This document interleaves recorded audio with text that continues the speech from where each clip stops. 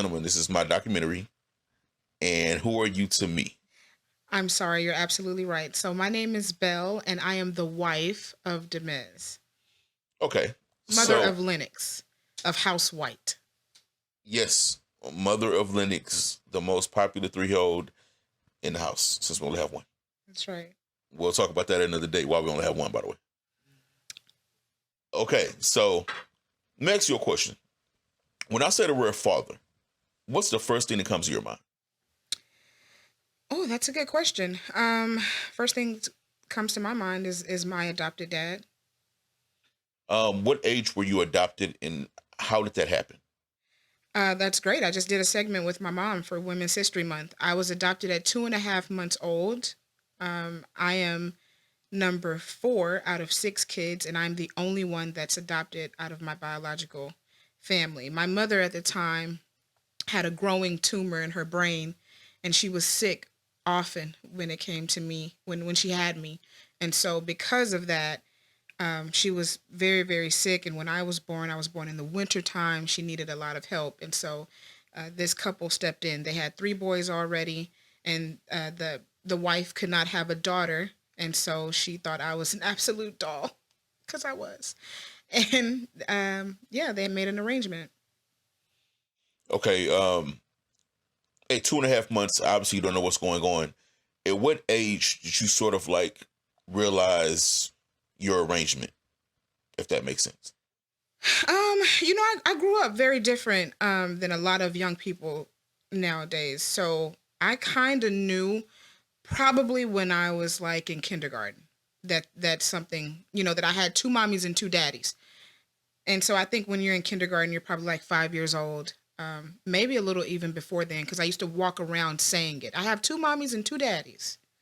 So yeah, I'm about that age, 4 or 5. So you said your mom had some medical issues, and that's kind of how you ended up being adopted. But where was your father, your biological father, in this equation? At the time, my biological father was in and out. So um, he really could not deal with my mom being sick. He was working a lot because, her illness, she would have seizures, and, ambulances cost a lot of money. So he was working a lot. He wasn't really like bad in and out, but just working a lot and trying to deal with her illness at this time.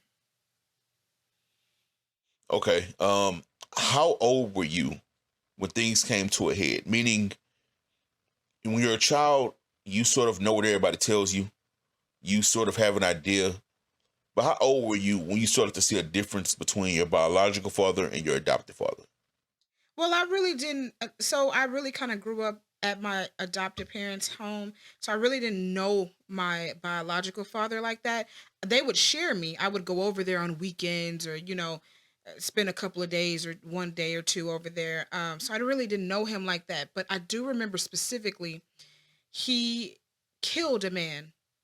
He was coming home. He worked nights. He was coming home, and on Veterans Memorial, it's really dark. The man was riding a bike, and he didn't go to sleep, but he couldn't see the man, and so he hit him on the bike, and the guy died in his arms. And I do remember my biological father that I knew that really didn't want me at my adopted parents' home, but because he was working so much, whatever arrangement him and my mom had, he was like okay with that. I could tell he didn't want me there, but he still was like going along with my mom. And you have to understand too that my mom had me when she was 26 years old. So my dad and my mom were 26 years old with four kids. So when he killed that man on that bike, when he hit him, and he died in his arms, I saw a change in my father.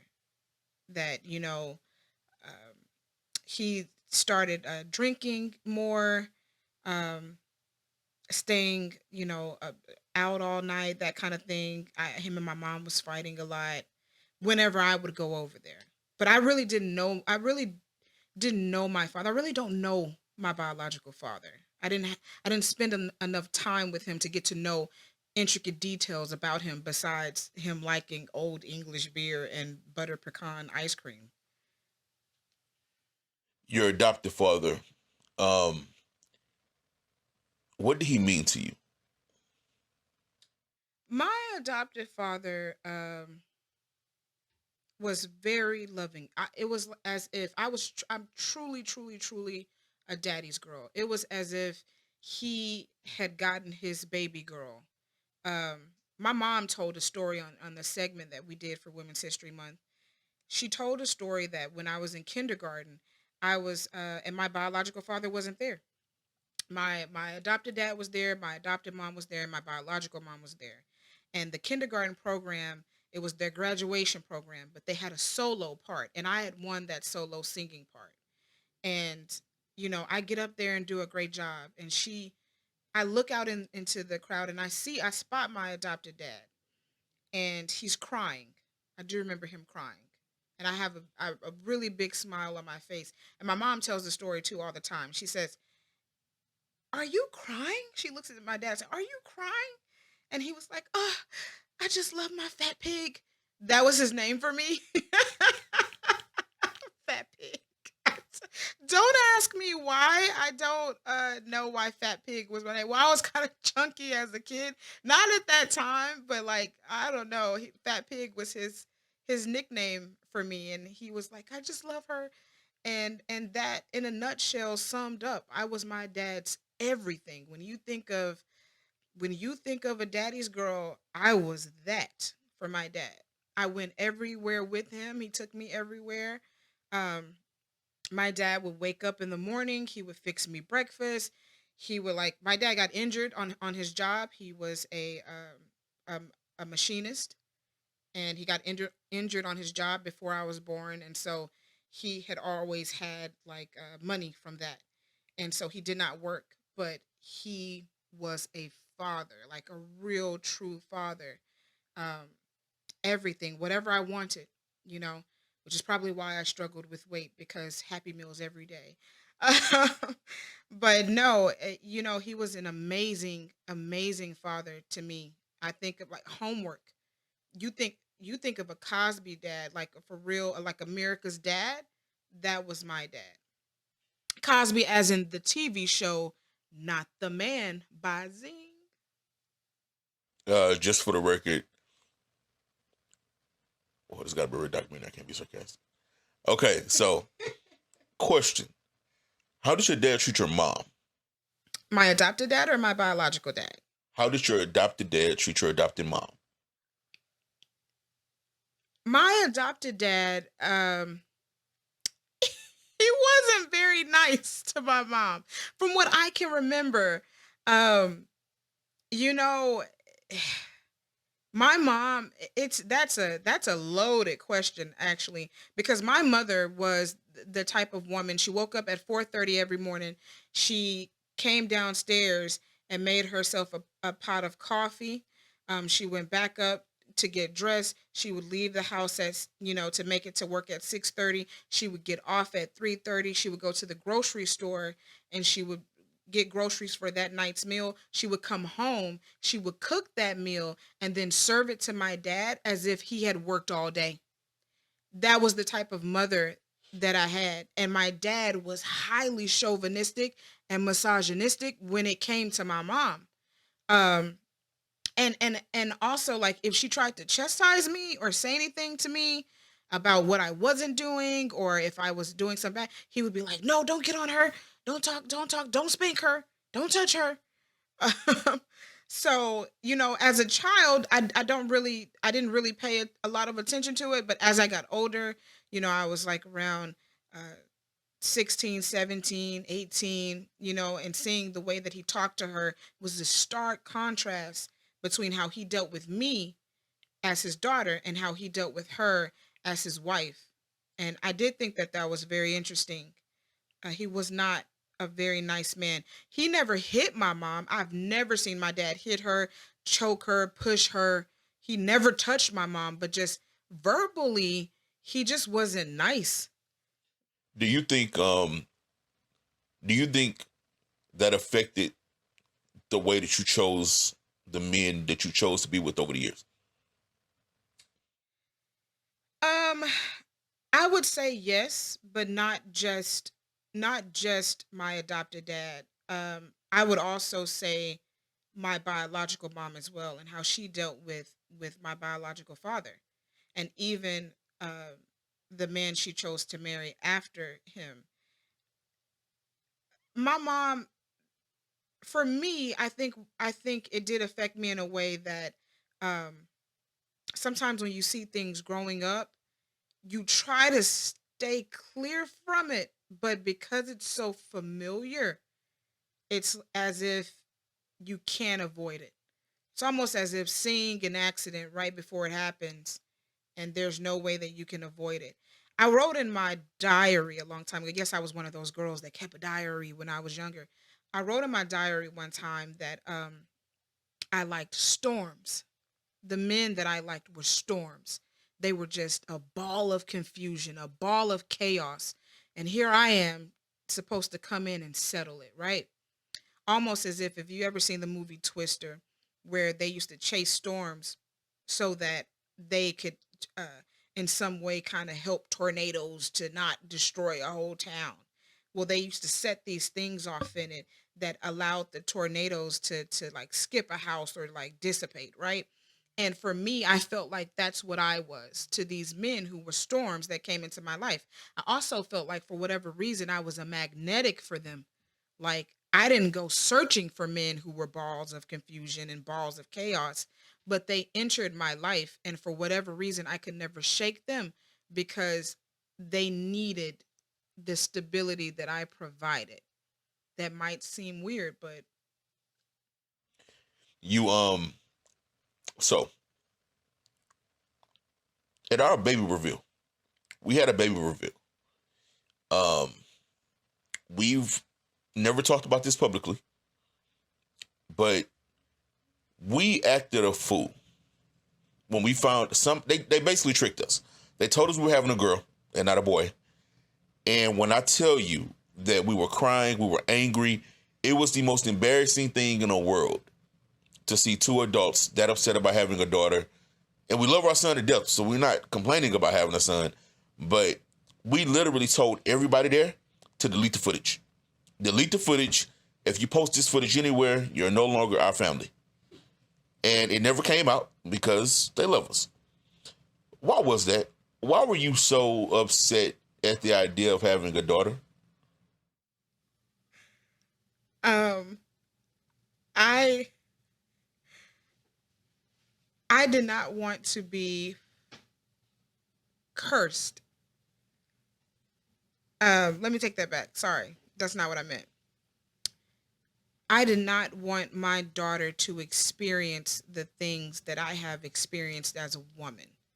Um, I sometimes feel like I wish I was an oblivious woman. There are some women who are just oblivious to things. They don't overthink. They don't have this critical brain that analyzes everything. And also the traumas that I have experienced being a woman, being a black woman in this world. I did not want to see it. I did not want to pain watching her go through some of the traumas that I've went through. And I also did not want her to be me. You know, I didn't want her to make my mistakes. I didn't want I didn't want her to be disappointed in me. I feel like mothers and daughters have a connection. And the last thing was I'm just not really that girly. I mean, I look the part. I can look the part. I mean, I'm not wearing makeup now. You know, I don't like wearing makeup, okay? I only wear it for my work, but I don't like to wear makeup. I would rather kick a football and throw a football or bounce a basketball instead of, play with dolls. I have never sat down and was like, "Let's plan out our wedding, girls." No, that wasn't me. I was running with the boys. I was with my brothers. So I felt like I didn't want to disappoint her by not being girly enough or not um connecting with her in that way. If that makes any sense to anyone out there. And if it doesn't, oh well. Where's your adoptive father at now?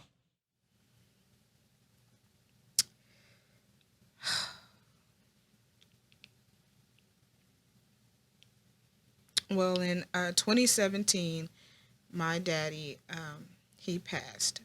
So he's no longer with us. It's just right here in my heart. Where's your biological father? That fool is in jail where he belongs, where I hope he stays for the rest of his life. But unfortunately, he's set to get out next year. When he gets out, do you think you can have a relationship with him?